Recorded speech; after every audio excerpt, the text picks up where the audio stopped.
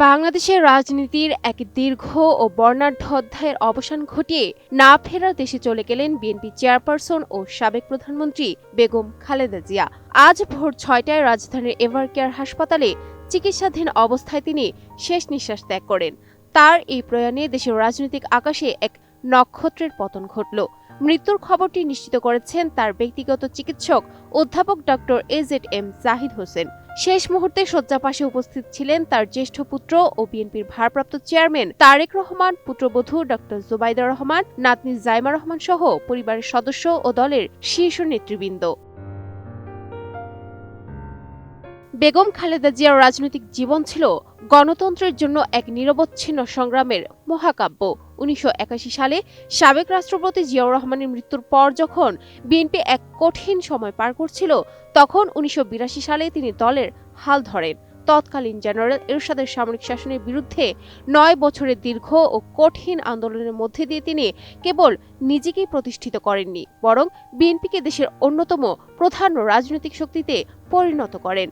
১৯৮৩ সালে ৭ দলীয় ঐক্যজোট গঠন করে তিনি স্বৈরাচার বিরোধী আন্দোলনের যে মশাল জ্বালিয়েছিলেন তা ১৯৯০ সালের গণঅভ্যুত্থান পর্যন্ত অম্লান ছিল। ইতিহাসের পাতায় খালেদা জিয়া আপসহীন নেত্রী হিসেবে পরিচিতি লাভ করেন তার অটল সিদ্ধান্তের কারণে। ১৯৮৬ সালে যখন অন্যান্য রাজনৈতিক দল এরশাদ সরকারের অধীনে নির্বাচনে অংশ নিয়েছিল, তখন তিনি নির্বাচন বর্জন করে রাজপথে আন্দোলন চালিয়ে যাওয়ার সিদ্ধান্তে অনড় ছিলেন। এই দীর্ঘ আন্দোলনে তাকে ৩ বার কারাবরণ করতে হয়েছে, কিন্তু তিনি নীতি থেকে বিচ্যুত হননি। বাছাইকৃত লাল সরিষার দানা থেকে অত্যাধুনিক কোল্ড প্রেস মেশিনে তৈরি হয় প্রাণ সরিষার তেল, আসল ঝাঁঝে আসল স্বাদে।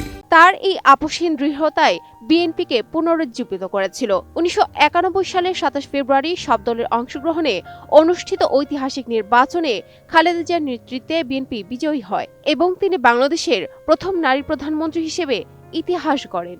সেই নির্বাচনে তিনি ৫টি আসনে প্রতিদ্বন্দ্বিতা করে সবকটিতেই জয়লাভ করেছিলেন, যা তার আকাশচুম্বী জনপ্রিয়তার প্রমাণ দেয়। দেশনেত্রী হিসেবে তার সবচেয়ে বড় সাফল্য ছিল দেশের সংসদীয় গণতন্ত্র ফিরিয়ে আনা। ১৯৯১ সালে ৩ জোটের রূপরেখা অনুযায়ী পঞ্চম জাতীয় সংসদে তিনি রাষ্ট্রপতি শাসিত সরকার ব্যবস্থা পরিবর্তন করে সংসদীয় পদ্ধতির সরকার প্রত্যাবর্তনের বিল উত্থাপন করেন। সবার ঐকমত্যের ভিত্তিতে সেই বিল পাশ হওয়ার মাধ্যমে দীর্ঘ ১৬ বছর পর বাংলাদেশে সংসদীয় গণতন্ত্র পুনঃপ্রতিষ্ঠিত হয়। আজ তার বিদায়ে কেবল একটি রাজনৈতিক দল তাদের অভিভাবককে হারালো না, বরং বাংলাদেশ হারালো গণতন্ত্রের এক অকুতোভয় সেনানীকে। তার এই চলে যাওয়া দেশের রাজনীতিতে এক অপূরণীয় শূন্যতা সৃষ্টি করেছে। Sadia Siddika, ATN news.